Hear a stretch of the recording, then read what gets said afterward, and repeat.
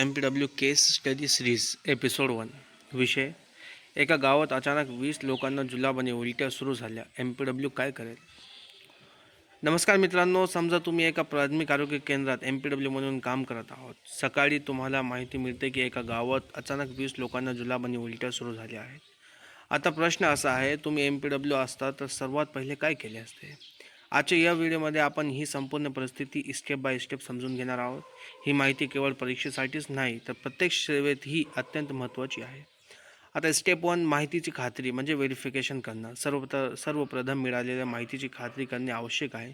किती रुग्ण आहे, कोणत्या भागातील आहेत, सर्वांना समान लक्षणे आहेत का, आजाराची सुरुवात कधी झाली, जर कमी वेळात अनेक रुग्ण आढळले तर आउटब्रेकची शक्यता लक्षात घ्यावी. आता स्टेप 2, वरिष्ठ अधिकाऱ्यांना माहिती देणे.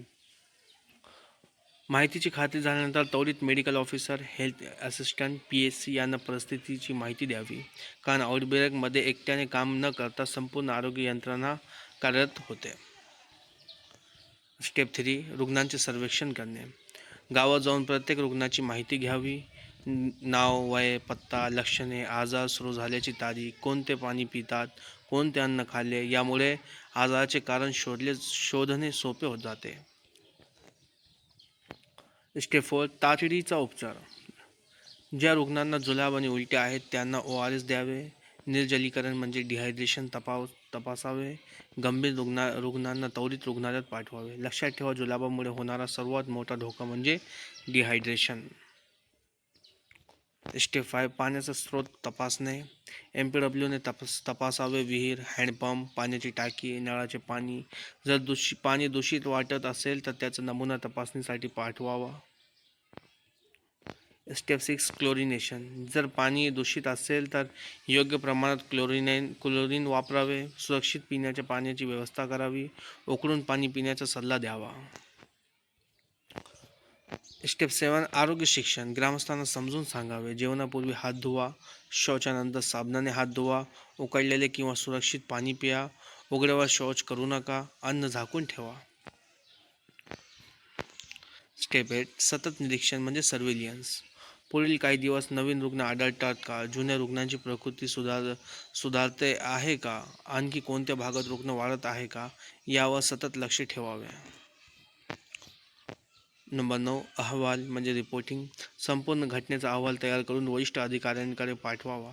त्यामध्ये एकूण रुग्ण, संशयित कारण, केलेली कारवाई, प्रतिबंधक उपाय यांचा समावेश असावा. आता एक्झाम पॉईंट. अशा परिस्थितीत MPWची मुख्य जबाबदारी: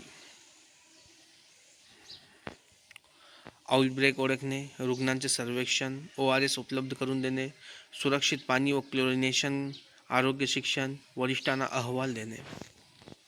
MCQ प्रश्न: जर एका गावात अचानक अनेक लोकांना जुलाब व उलट्या सुरू झाल्यास MPWने सर्वप्रथम काय करावे?